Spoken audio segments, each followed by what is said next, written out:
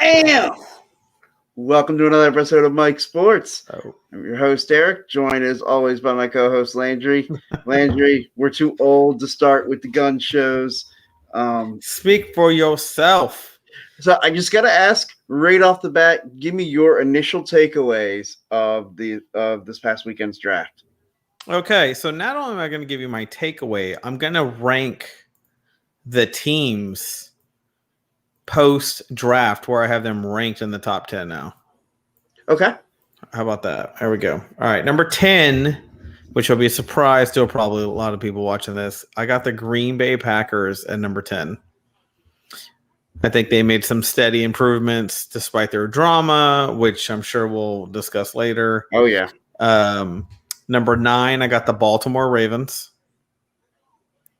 Okay. I think they needed a wide receiver. They plugged that. I think they had a bunch of other issues. They plugged them all. I think they had a great draft. Number 8, I got the LA Rams, who I don't think were that bad to begin with. In fact, with Matt Stafford, I think they improved. Yeah, it's funny, for not having many picks, they were able to really do a lot of work. Right. And number 7, which will be a surprise to you, is I got the Chargers at number 7 right now, based on some of the moves I saw them make. You know, Herbert's a good quarterback. Mm-hmm. Number 6, I got San Francisco. Number 5, I got the Browns. Number 4, I got the Dallas Cowboys. Number 3, you're going to like this one, I got the Buffalo Bills. Nice. Number 2, I got the Kansas City Chiefs. And number 1, I got Tampa Bay Buccaneers. Even though they didn't do a lot of crazy draft picks, they're still the best team. They're still loaded. Yeah. They're still stacked. In fact, Tom Brady said yesterday, I would trade in 2 Super Bowl rings for an undefeated season. Yeah, it's funny because that's something you've mentioned a lot. I told you. Yeah. That's the only thing he really has to go after now. I mean, think about it. If he gives away 2 rings, which he's obviously not, and 2 Super Bowls, sure. he's still going to have 6 Super Bowls, even if he gave away 2. Yeah, right. That's insanity, man. Well, it's always easy to say that, right? Like, oh, I'd trade, because nobody's going to make you do it. Right. It's a lot different when all of a sudden they show up and be like, okay, gun to the head, you've got to give them up. Truth to that too, man. Truth to that. But that's where I got them ranked. My 2 surprises in there are LA and the Chargers, which are interchangeable. Usually after the first 2 games in the season when they blow it. But that's where I got them right now. Well, I loved one of the teams you brought off right off the bat, and big surprise, I'm going to want to talk about the Buffalo Bills. Man, Bills Mafia, stand up. Stand up, Bills Mafia. You guys got yourself some players. They're going to get after the quarterback in Buffalo. Quarterbacks are going to be scared to make that trip to Orchard Park with Boogie Basham and Gregory Rousseau ready to come after him. I mean, they're going to just line up on either side and say, hey, just meet me at the quarterback. Yeah, no doubt. And with the style of offense they play, with the fact they're going to be playing with – and I liked NFL Network is the network I always watch the draft on. I love their analysis. Like, I feel like they give way better analysis than ESPN. And, I liked when they talked about teams that are like defenses that are built to be winning defenses are teams that, they're built to play against the pass because they know they're going to have to play against the pass a lot because they're going to be ahead a lot. And so you better prepare for that. If you want to have that winning attitude in your organization, you better be built to defend the pass. And I thought that was such a great point. The Buffalo Bills, they're going to be a team that, unless they're playing the Kansas City Chiefs, who are just on another level right now, they're going to be ahead a lot. And so they better be prepared to be able to get after the quarterback. And so I think that was real next level thinking by their organization. Because who would have thought, the Bills, they wanted to improve their defense, but going pass rusher, first 2 picks, it showed you what the emphasis was. They know they're going to have the lead a lot, and they want to be able to get after the quarterback when they do. Mm-hmm. Yeah, look, no, anybody who calls the Bills a non-competitive team at this point is a fool. Right. And I was so excited to talk about the Bills. I went and bought something to offer lighting in my videos to shine the light on the Bills. Drop the mic. It's over. I'm back. Bam. Yeah, look, man, the Bills are impressive, but like I said, they got to fix their offensive line because once they faced a team that could actually rush the passer, he didn't look near as good as he did all season. Well, right, and they did spend some picks on the offensive line as well. I think the Bills are so good already, and I feel like they just improved their team immensely with their picks. Yeah, all the Bills really need is that one piece. They just need to bring Tom Brady to Buffalo, and they'll win the championship. But you know what, the Bills, you just know Bills Mafia. They would hear this and be like, you know what? Instead of fight with you, what's your favorite charity? We're all just going to donate a bunch of money to your favorite charity just to shut you up. Exactly. But yeah, so I agree with you, the Bills. Let's talk about what our teams each did. Let's talk about the Eagles and let's talk about the Cowboys. First off, I mean, talk about one of the signs of the apocalypse. We had the Great Plague of 2020. But I feel like the bigger sign that the end is near is the Eagles and Cowboys got together and made a trade. Yeah, that baffled me. You know, I kind of felt like Troy, like we're like, hey, here's a gift. And I thought a bunch of dudes were going to invade Troy coming out of the wooden horse, the Trojan horse, and nothing came out. Right. It was actually a real gift. And I was like, what? So it was like they sent the trade over to the Eagles like in an envelope, and really there was like some poison or anthrax in the envelope. Yeah, totally. And now you got the freaking CIA probably looking at our video now that you said that. But it's all right. So yeah, it was a good it was a good trade. It was a good move by both teams. Couldn't really knock it. I mean, it helped both of us. So well, yeah, the Cowboys got to get a 3rd round pick and drop down 2 spots and get the guy they wanted anyway. Yeah. Look, I did think we were going to get Surtain the whole time. You know, that was my pick in our previous videos. That obviously turned out not to be the case. So I'm happy with Parsons. I mean, I don't see how you can pass a guy like that up if he's available anyways.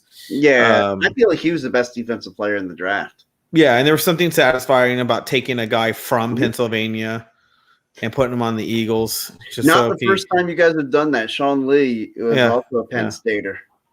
Yeah, and y'all obviously injected him with like some kind of injury per 2 injuries per year syringe before he came to the Cowboys. Oh yeah, well, I mean, when he didn't realize when he left the Pennsylvania border, there was something like just injected in him in the plane. I almost honestly, dude, I almost feel like the Cowboys must have like some insider on Penn State that the scouts are good friends with, and they get to check out players a lot because Cowboys seem to really like drafting from Penn State. Yeah, it's funny how teams like to do that. Like it's like it's almost like they get their pipeline. You know, they talk about colleges, like they get a pipeline into a certain state. They go to certain high schools and see them a lot. It's almost like the Cowboys do have a pipeline to Penn State. Yeah. Totally. I always found that funny. Like if you remember playing the old NCAA football games, when you recruited really well in one state, like all of a sudden they become a pipeline state. Like I was University of Texas, and like I kept going to California, Florida, because I was just like California, Florida, and Pennsylvania. That's where you go to recruit people. And eventually, like after like 3 or 4 years, it's like all those states were pipeline states for the University of Texas, of all places. Yeah. Yeah, man. And it's kind of like, you know, they killed the Keystone pipeline come from Canada, so we built one to Penn State, and now the players just crawl. So when we announce that we're drafting, they actually pop out of the end of the pipe because they've been crawling down it the whole time, all the way to the Cowboys. They get all the way down the pipe, they pop out there like we trade you to another team. Sorry, back in the pipe. You go back in. Oh, sorry, my bad. We crawl back in. It's full of oil. We don't care. Get it, your ass in there. But no, I think that, you know, look, we obviously were together on draft night for our picks for our teams, which is the only reason why I even hung in there, because God knows I didn't care about half the other damn teams. But you know, I have to say that the Eagles made the right choice. You know, the Eagles chose someone that I felt like getting Surtain made a lot of sense for who y'all might get. Like if you're going to get a top receiver, then I need someone top to cover him.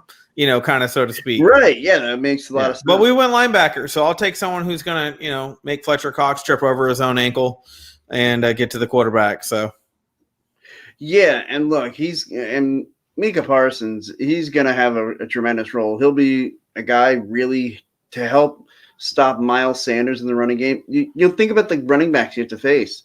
Saquon Barkley, Miles Sanders, and whoever. If you had to grade Michael Parsons pre-Madden before, how good he's going to be in the NFL, what would you put him at? I'd say 83, 84. I put him at 84. Yeah. I think that's a fair rating to put him at. And once he sacks your quarterback one time, easily move him to a 99 after the first sack. Oh, he'll be 100. No question about it. He'll be 100. And as soon as your wide receiver makes a touchdown against the Cowboys, drop that bitch down to a 50. He's 114 then. 114. It's like, Eric, but the game only goes to 99. Nah, man. 114. Exactly. It's going to be real fun. I always, by the end of the draft, the draft process really eats up a lot of that, angst of looking forward to the season for me during that process, really from, late February until May. And then at the end of the draft, on Saturday, I started thinking, I'm like, oh my gosh, we still have so much time until football. Dude, right? I was like, oh, nice. I'm glad we got this player. When the hell am I actually going to see this dude, though? Right. For a while. But one of the cool things that's going on now with the whole, COVID, hey, the Bald Eagle checking in on us. Thanks. How you doing, Sean? I'll just throw that up there for all those watching. What the hell are these guys talking about? The Seanster. Yeah, man. The Bald Eagle himself. Which, by the way, also on Wednesday nights here on the Phillyverse, before the little appetizer to our show, the Bald Eagle podcast. I'm only kidding. He does such. When we get into regular season, you've got to check out his podcast for an Eagles-Cowboys game breakdown. He goes drive by drive, play by play, and just breaks down everything that happens every play. I think you would get a real kick out of that. Yeah, Sean seems like a pretty detailed guy. Yeah, he's. Anybody that shaves his head before the show with grease and a knife is a guy that I think knows. You don't want to mess with him either. He'll come at you with that knife too. Fucking Riddick. There we go. But okay, aside from our teams, who I know you mentioned your top 10. Who do you think kind of blew the goat on this one, so to speak? Probably the Giants. The Giants didn't have a real good draft. I got about 3 teams. Who do you got? We'll take turns. Well, I'll take the Raiders as the team that I think really screwed the bet on this one. They took a guy, offensive tackle. Why am I blanking on his name? I'm gonna have to look this up now. But let's see. Raiders. Okay, it would help if I spell it right. Draft picks. Here we go. All right. Let's just go down the a list of all call team out. We'll go through all 32 and you tell me, give me your grade. Sure. Okay, Miami. Miami, I would give them a B. I like what they did. Okay. I give them an A. I think Miami did pretty damn good. Now, remember, my list earlier was how good the teams are going in the next season, not how good their draft was. It was just how good they are ranking-wise after the draft, if they improved at all or they're still right where they were. Minnesota Vikings. Minnesota Vikings, I would give a solid B+ to. I think they had a really good draft. Yeah, I give them an A. Still got their guy, yeah. Cleveland Browns. Cleveland Browns, A. Yeah, A. Chicago Bears. Chicago Bears. Look, dude, I'd give them an A. They got up there and they got their quarterback. I think a lot of teams did really good. They did. During the draft, I was saying this. Let's see if the Bears actually have learned anything, and they clearly did. Yeah. New York Jets. I mean, they had a good draft, but they're still the Jets. Yeah, I give them a B+. I think they had a good draft. As far as their actual team grade is, I give them a D. All right, San Francisco 49ers. A, because if only somebody had been sitting here saying all along Trey Lance is the guy for the 49ers, lo and behold, it was me. Yeah, I I got have to it agree with right. that. A lot like the Bills, you were all over that pretty early on. Yeah. I ignored you. I thought maybe I know you're pregnant, so I thought maybe your hormones are getting the best of you. I'm telling you, it was the So, predictive hormone of the pregnancy. That's what got me. yeah. So I'm gonna give you that. All right, Buffalo Bills. Oh, Buffalo Bills A plus. Okay, I give them an A minus. Tampa Bay Buccaneers. Tampa Bay Buccaneers. I'll give them an A too. I like what Yeah, they did. A Even getting minus for Tom me. Trask and Detroit Lions. Detroit Lions. I mean, B plus. You give them an A minus. They did good. Atlanta Yeah. Falcons. Oh yeah. Well, I'm trying not to give as many A's, but yeah, the Detroit Lions. They finally did something in my mind. When you're going through a rebuild, one of the teams I always believe in the idea of you build your team from the inside out, and Yeah. that is with your lines, and then you get to your skill positions. Now, the only exception is the quarterback. You have to get the quarterback right away, or whenever you get the opportunity to. You got to get them. Well, look, I mean, they got a new GM, Brad Holmes. And I think he made his splash early by getting rid of Stafford. So everybody's like, "Oh, who is this guy?" And then they went and got an offensive lineman, defensive tackle. I think they got another defensive tackle, a cornerback. Oh, by the way, the guy that I was trying to think of for the Raiders was Alex Leatherwood. Okay, and they got a linebacker, and then they got a running back at the end of it. So I mean, Detroit filled a lot of gaps. Mm-hmm. You know, Yeah, no, I like what the Lions did. Atlanta Falcons. Who's that? Atlanta Falcons. I'll give them an A as well. I mean, they went and got Kyle Pitts. He's a game changer. He may be the best tight end that comes out of this draft in a decade. New York Giants. C, I guess. Give them a B minus. They weren't. Well, but I'll tell you. What moves their grade up, maybe some, is the fact that they got themselves some draft capital for next year. No, that's true. You know what? I forgot about that. So I'm going to overwrite my worst, my top worst ones, because once I thought about that, I was like, that's why they didn't get as many good picks as I thought, because they traded. Mm-hmm. Yeah. And so they really I'm going to go. And think about it. Next year is going to be an even deeper draft class because you have all the people who are using that extra year of eligibility that the NCAA gave out because of COVID. So next year is going to be an even deeper draft pool. So it made a lot of sense to try and move down the board for a team so they can get extra picks for next year. So Los Angeles Chargers, already gave them an A earlier. What'd you give them? Yeah, I think I would concur. I think I'd give them an A. They're being very un-Chargers-like this offseason. Cincinnati Bengals. I think I'll go B plus because, while I like the receiver and uniting Jamar Chase with who said all year you it. were with Trey Lance for the 49ers, I said, although it logically makes sense to get a defensive or an offensive lineman, and I didn't care if he came from LSU or not, I said he needs a top tier receiver. Yeah, no, I hear you. Yeah, you did. You were on that right away. I gave him a B plus, by the way. Green Bay Packers, the controversial team where you have to go to the board to even make a trade. Give them an F minus, and not so much for their draft. Oh, but how they're handling this whole Aaron Rodgers thing. Okay, I give them a B plus on the draft. I give them a D on the Aaron Rodgers handling. Yeah, I mean, look, you got.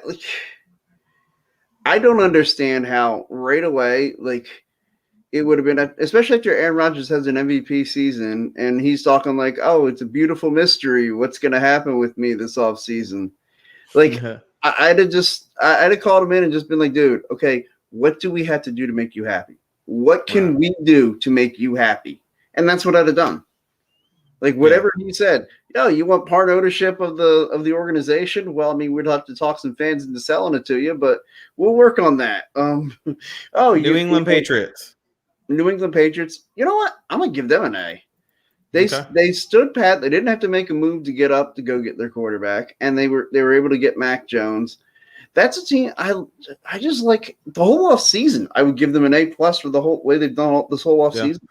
I give them a B plus because as soon as they got their quarterback, they immediately went back to defense, start building their defense again. Yeah, and look, that's going to be a team. I've said it a few times. I remember being with my dad at the Eagles-Patriots game in 2019. And when the Patriots, like, they just basically played defense, punted the football, like third down and long, Tom Brady just throwing balls away so they could just punt. And I'd said to my dad, I'm like, I feel like this is the way Bill Belichick, if he had his judges, this is how he wants to win. Yeah. Like, he doesn't want to win by scoring a ton of points. Like the year they went undefeated in the regular season, and Brady threw 51 touchdown passes. They scored the most points in NFL history. Like, I feel like Belichick was almost sitting there being like, damn it, why do we have to be doing all this? Right. Like, I just want to win with defense. And, again, he's now building his defense. And now that Brady's gone, he's going to build the team in his image. And Stevenson, he's obviously their pure power back now. Yeah. And Nixon can be a help in the passing game, Yeah, absolutely. And I think the Patriots really did a good job. Just this whole offseason, I've been very impressed with what they've done in New England.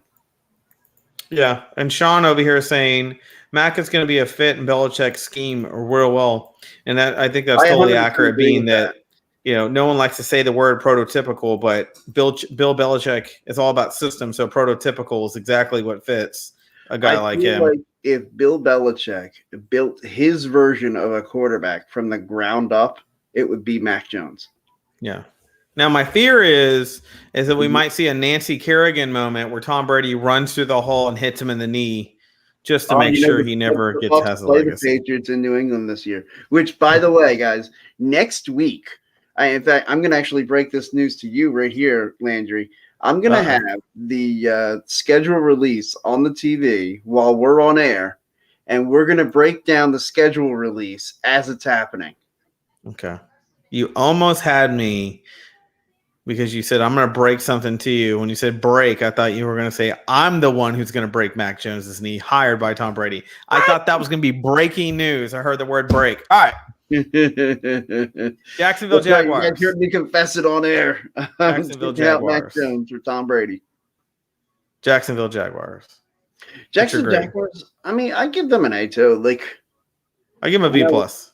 Yeah, I feel like NFL teams would like having us for teachers because we're just giving out A's and B pluses left and right here. But the Jaguars really nailed it.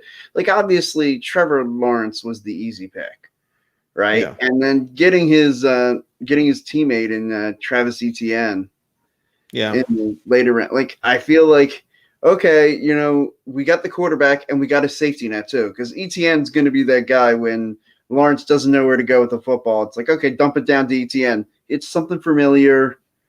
Like, it's going to be good for him. Like, just like how. Well, they got Cisco and Tuffle.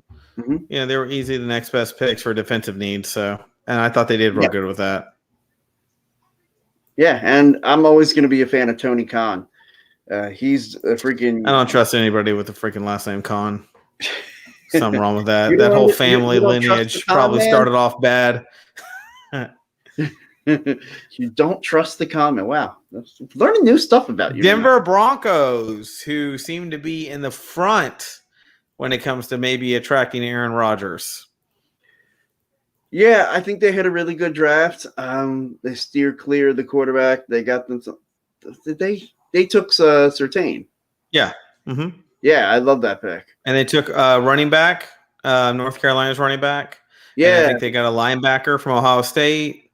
They got Caden Stern from Texas. Yeah, Auburn's wide receiver Seth Williams, LSU cornerback Kerry Vincent, Ohio State edge Jonathan Cooper, and defensive end Marquise Spencer. Yeah, Marquise Spencer. Yeah, really good picks. Yeah, Denver had a really good draft. Okay, Kansas City. Kansas City didn't really wow me. I'll say B minus. Yep, so I got them out. Pittsburgh Steelers. I'm going to say C. Okay, I got them out of B plus. I actually thought they had a pretty good draft. See, I felt like the first round pick of Najee Harris. Nothing against Najee, but man, that Steelers team. I come in looking at you lost your two starting corners into free agency. You lost 3 of your 5 offensive linemen to free agency. Yeah. And, of course, you're starting running back. To me, I would have felt like – and I know you don't want to draft for need. You want to draft best player available. but I feel like you needed to fill those spots earlier than what they did. Okay. Tennessee Titans. I thought they had a great draft. Yeah, I'll give. I think A minus. I don't know if I'm going. Yeah, they got a cornerback, an offensive Yeah. tackle, a linebacker, a cornerback, a wide receiver. Yeah, a little bit of LSU's everything. wide receiver. A lot of wide receivers out of LSU this year. A lot of wide receivers out of the SEC this year. Mm-hmm. Philadelphia Eagles. A plus, a B minus. Okay, I give them a solid B. The only reason I went B minus was second round Landon Dickerson. If that pans out, if he's healthy, then it's an A plus draft. If not, then I think it's a B minus. Yeah, look, I think, obviously Devonta Smith was awesome. Yeah. But, you got a guard center, Landon Dickerson. Mm-hmm. Louisiana Tech's Milton Williams is pretty good. Yeah. You got Texas Tech's cornerback, who I've watched on film here. Or not on film, but I watched some of the actual Texas Tech games. That dude's pretty good. Yeah. You got running back Kenneth Gainwell. Love defensive tackle. I don't know anything about the defensive tackle that you guys got. I don't know much about him. He was I think the top of or the last remaining of DJ Daniel Jeremiah's top 100. Yeah. And it was Jacoby Stevens was a real good grab for you guys. Any defensive back out of LSU can play ball. Yeah. That whole LSU backfield was stacked. Yeah. They're well coached. It's a good program to come from for defensive backs. All right, Washington football team, or the WTF football team, as I call them. Yeah, WTF. They had a good draft. But they still haven't. To me, they still haven't figured out their quarterback situation. It's Ryan Fitzpatrick and a wing and a prayer. Yeah, we all know if you ain't got a quarterback, you ain't got a team. You ain't got nothing. Yeah. Indianapolis Colts. Love their pick. Did you see the story about Kwity Paye and about how right as soon as he was drafted, he hugs his mom and tells her, "Yeah, you're retired." Yeah, that's pretty cool. And if you know the story about they came from some war-torn country in Africa, like they were attacked and fled Africa, and he had a real hard life coming up. And I do want to talk about this. Sam Ehlinger. Yeah, Sam Ehlinger from Texas. We all in Texas know who he is. That boy was born to play for UT all his life. He had pictures when he was 5 years old, thrown in the backyard with a UT baseball hat. Then they got him a helmet. He even had a UT helmet in middle school. Yeah, this kid was all about it. He's a fighter. We'll see what he does, though. I don't know. Anytime UT gets a quarterback, he's either a second stringer at best, or his uncle takes all his money and he's broke by the end of the season. All right. So, New Orleans Saints. I did not like the New Orleans Saints draft at all. C plus. Yeah. Yeah. Again, there's so many needs. You need wide receivers that were there. Elijah Moore, they could have taken him in the first round. A cornerback they could have taken in the first round. Instead, they go for the U of H defensive tackle, which, not that there's anything wrong with him. Calm down. Talking about my school. Calm down. And good on him. It's an automatic A plus. Put him at a 99 in Madden, baby. It's all because of that U of H education. Exactly. I don't care if the dude sucks. It's not the point. I paid for this dude to have a school to go to. All right, Carolina Panthers. Carolina Panthers. Yeah, they had a good draft. I'll give them a B. I'll give them a solid B. I give them a B minus. They had a rough start, I think, at the beginning, but they picked up towards the end of the draft. Yeah, they took J.C. Horn. I like J.C. Horn a ton.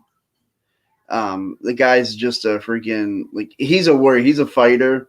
He's got a mean streak, and there's a ton to love about him. But to me, Patrick Surtain was the best corner in the draft, and you took J.C. Horn before him. I like their next pick though that they picked after him. Wide receiver Terrace Marshall, LSU. That was a good pick. Yeah, another guy who I thought belonged in the first round, and he had taken there. Yeah, he's a steal.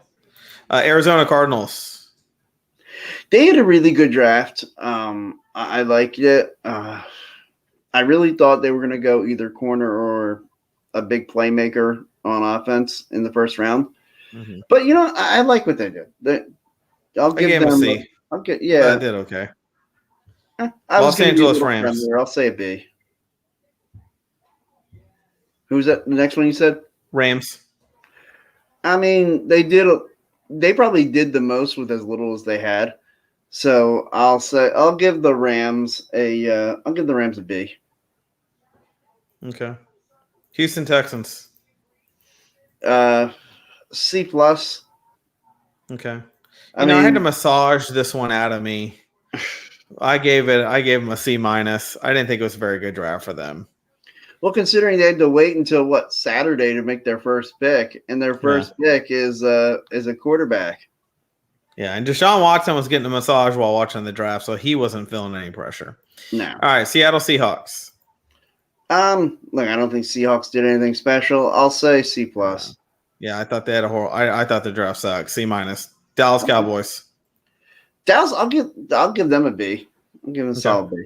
I give them a B minus. I thought they came out of the gate strong. Everything else was just a plug, but a lot of the players they picked are one of those. We just don't know if they're going to translate to the NFL as well as we might want them to, and it's going to be a wait and see. And when it's a wait and see, I can't give you an A. I can't give you a C because you plugged in all the right positions. The problem is a lot of these players, I just don't know how good they are, or how good they're going to transfer to the NFL versus college. So we'll see. Okay. Las Vegas Raiders, number 32, the last one. I give them a D. Yeah, they were the worst. Yeah, it's a shame. Mike Mayock, I think, is GMing like he can't wait to get back on the NFL Network. Yeah. And I can't wait to get him back on the NFL Network, but you don't have to tank your career in order to do it. Now, if they get Aaron Rodgers, he's going to look like a gleaming, shining light of the future. Absolutely, yeah. He's going to be like, I'm the GM that convinced Aaron Rodgers to come to Las Vegas from the icy tundra. Beat that, bitches. Although, really, would it be that hard? Like, okay, if you lived in Wisconsin, okay, you lived in Green Bay, and you got offered to do the same job in Las Vegas, like, which would you choose? Yeah, well, first of all, let's talk about landing spots for Aaron Rodgers. Sure. Let's just open up the floodgate. So I think the best spots for him to go to, and you're going to think one of them's probably crazy. Okay. The 49ers,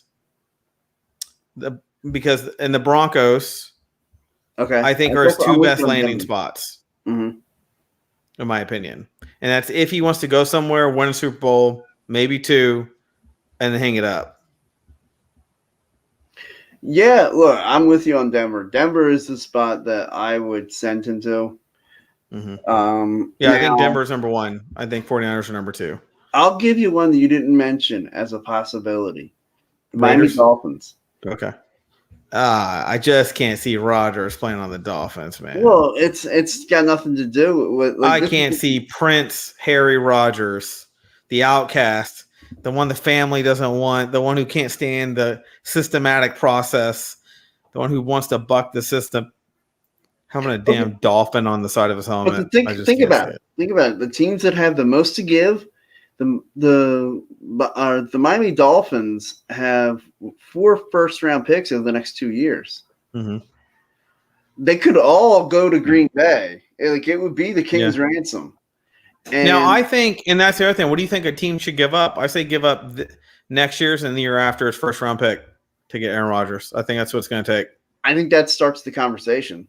I think it's going to take more than that. To me, Aaron Rodgers is like Montana going to Kansas City. Like, he's in that stage where he can still pull it off. And Brady's obviously set the standard. They go to a team that's going to give you everything you want, actually listen to you, and build the team around you. And I don't think Tom Brady did that. I think Peyton Manning set that standard when he went to the Broncos. Sure. I think Peyton Manning did that. And then I think that's where Tom got the idea, was how Peyton Manning did it when he went to Denver. He's just smart. He said, I'm going south where it's warm and fun. Yeah, right. He just did it a little smarter than Peyton Manning did it. But I mean, I think Tom Brady, but I think seeing Peyton Manning and Tom Brady do that is what put that idea in Rodgers' head, is I can write my own ending here. Yeah. And he should. You know what? Look, I've been a big hater on Green Bay for not getting big name receivers in there for him to chunk the ball to. I mean, can you imagine this dude if he would have had an Antonio Brown? Oh, sure. Look, I mean, this past off season, why were they not all in on AJ Green? Like, I don't understand that. I don't know. It doesn't make any sense. Green Bay is kind of an odd place to begin with. They're an odd team. They're an odd organization. When you want to trade someone, you have to go to the board. You can't just make that decision in your own right. They're just different. Now, to me, that would have been like you go to the board and you get that approval to go get AJ Green and get him to play with Aaron Rodgers. Because I feel like this is what has happened. Aaron Rodgers looked like, look, man, you gave me nothing and I turned it into gold. With like all due respect, imagine if you gave me something, we'd win gold. Not turn it into gold, we'd win it. We'd have more of it. Right. Like if you gave him like in the first round again, Elijah Moore, who's the other receiver we were just talking about that should have gone in the first round. Green Bay had a pick in the first round. Why the hell didn't they take one of those guys? Mm-hmm. Or Terrence Marshall? It doesn't make any sense to me. It's all weird to me, man. This Aaron Rodgers saga is weird. I'm like, you know what it is? It's a beautiful mystery. I mean, to me, if you get rid of Tom Brady, you get rid of Aaron Rodgers, then you're pulling a Tom Brady and it's going to come back to haunt you somehow. Oh, absolutely. And look, I still don't think Aaron Rodgers is getting dealt. Yeah, and let me ask this. Who do you think's at fault with Aaron Rodgers running? I don't think it's Matt LaFleur. No. Because they both, the GM and Matt LaFleur flew to him to try to talk to him. So they're trying, but something's gumming it up. And in the end, the only thing I can think of is he doesn't like who the GM picked. He felt slighted by it. Yeah, I think that look, this problem started last year when he drafted a quarterback. Yeah, when they drafted Jordan Love. And I remember thinking to myself, and not only that, like I don't know if you played fantasy football at all last year. But like in every like fantasy football mock draft, they had Rodgers as like the 12th rated quarterback or something. And I remember as we're sitting there picking the teams, and I'm seeing like it was late in the draft, and Rodgers was still there. And I looked over at Ryan actually, and I said, I'm like, was there some kind of deal Rodgers made where he has to throw left-handed now? He's like, what do you mean? I'm like, because why the hell is everybody sleeping on Aaron Rodgers? Did he like all of a sudden announce that like, he doesn't want to throw on first downs anymore? Like, what's the deal? Yeah, something doesn't make sense, man. Right. I didn't understand and at that point it was like almost nationwide disrespect to Aaron Rodgers. Yeah. And then he just basically said, you know what? Yeah, I got your disrespect right here. I don't know. I'm real curious how this is going to turn out. What chance do you think Aaron Rodgers starts with the Green Bay Packers? I would put it at 75%. Oh, okay. I'm the opposite, man. I think there's about a 10% chance he starts as a Green Bay Packer this year. You say how little? 10%. I think this dude is done. I think he's not going to be able to ever let go of the Love. He's going to look at as long as Love is a quarterback there. I think they just soured him. See, but like, there's a precedent for handling this. He wants to be treated like Tom Brady.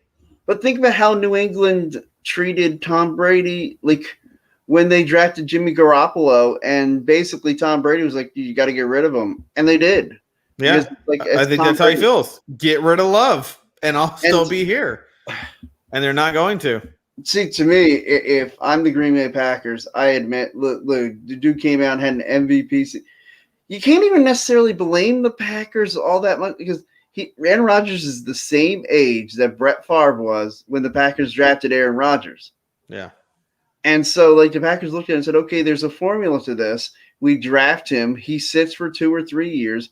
But guess what, Green Bay? In 3 years, you're going to have to pay Jordan Love. You're not going to get to build your team around a quarterback on a rookie salary then. True. And, like to me, that... Look, I'm with you. Yeah. I see what you're saying. Mm-hmm. I don't know, man. To me, I do. If I'm Green Bay, I do what I have to keep Aaron Rodgers. like I go to him like, do you want part of the team? Do you want the private jet to go down to Florida for to the beaches? This is if I'm Rodgers, and I think they have till June 10th to make up their mind what they're going to do. But Aaron Rodgers is what I say. Get rid of Love, trade him, and bring me a wide receiver that has a name on him. Yeah, if I'm Aaron Rodgers, I say, look, you've got one of three choices. Trade him, trade me, or get used to life with the retired Aaron Rodgers. Yeah. See me on Jeopardy. Yep. That's the way I look at him. Yeah, and I could easily see Aaron Rodgers making that move. Because does Aaron Rodgers strike you as that guy who needs to hold on in this league for like 10 more years? Not really, especially if if he's at the point where he's kind of like, look, man, unless I'm put on the perfect team where I'm going to be given all the choices to help me get wide receivers and linemen, I'm not going to get another one. So why go through the punishment anymore? I already got all the money and the glory. Right. Yeah. He'll be that guy that everybody goes, man, I wonder what would have happened if he would have played a couple more. He'll have that legacy of, I wonder if.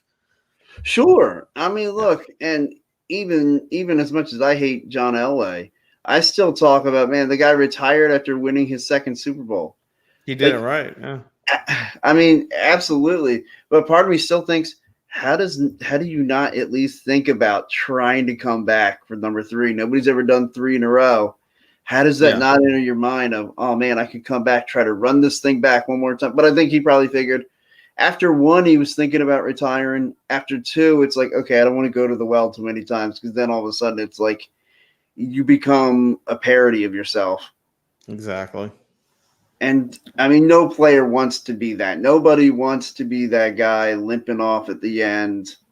But that happens so many times. Like for every John Elway, I could give you a million, like Johnny Unitas, who, as great as he was, my dad used to tell the story and how heartbroken he was at the end of Johnny Unitas' career, seeing him going out and playing with the Chargers. And I mean, like he was a shell of himself. He was like I just said, he was a parody of himself at that point.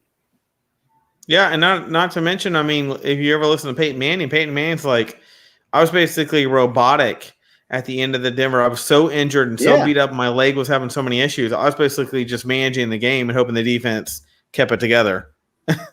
Yeah, and I mean, you remember watching that Super Bowl, man. Peyton Manning didn't do anything spectacular. Yeah. He just made sure he wasn't going to lose it. He's just, even when he's injured, he just manages the offense so well. He's just so smart. He's probably the smartest quarterback to ever play. I always called him, some people, they call him the sheriff. I called him the architect. He's an architect of the game. To me, Aaron Rodgers is more of a sheriff. Yeah. I call Peyton Manning the rocket scientist of the NFL, man. That guy was just, nobody had a higher football IQ than Peyton Manning. Yep. He probably is the epitome of the smartest player that's played the game. Yeah, I think he is. Just, you could take all the athletic talent away. He could beat you on his football IQ alone. Seriously, I've always said, out of all the players that have ever played the game, Peyton Manning would probably make the best head coach. I agree with that. Or GM. GM. Oh, I think so too. He gets it. He gets the game that well. And I feel like Peyton would be that step ahead. He would be that guy who sees the next trend coming before it even gets here. Yeah. Like that's how high I view the intelligence of Peyton Manning. Yeah. Well, that's our show, folks. Yeah. A lot to unpack. We talked a lot about, the Aaron Rodgers situation, the NFL draft. We're going to have a lot to go over the coming weeks. And of course, we get into May and June. We're going to talk about, we're going to have some fun with some different topics, some great off-season topics. Maybe we'll do some Mount Rushmores of coaches, players. Maybe we'll just run down the list of positions and just do Mount Rushmores at each position. And of course, we got the Rodgers, the Deshaun Watson drama. Sure, we still got drama going on. Oh, yeah. We still got some drama. Oh, always. And man, as a sports fan, and especially doing what we do here in these podcasts, the drama, man, drama creates viewers. We appreciate all you guys, everybody who checked in. Chris Laif. I apologize if I got that wrong.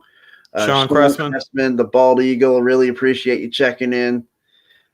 Everybody have a great night. And let me just get you a quick countdown here, folks, because I always have to end the show by letting you know how long you got until football. Or remind himself of the depression and how much of it he has to face. Everybody, only 127 days to go. That's all. We got this. Mm-hmm. We got this standing on our head. 4 months. Got about 4 months to go. Yep. We'll get there. We'll make it. We always do. And of course, there'll be a little Hard Knocks probably sprinkled right before the season. Oh, yeah. It gets a little riled up. Yeah, we'll keep you posted on what teams that's going to be too. Camps. And we'll actually have preseason this year. And over under 10 minutes of preseason before I'm like, this is crap. Why am I watching this? Exactly. Everybody have a great night.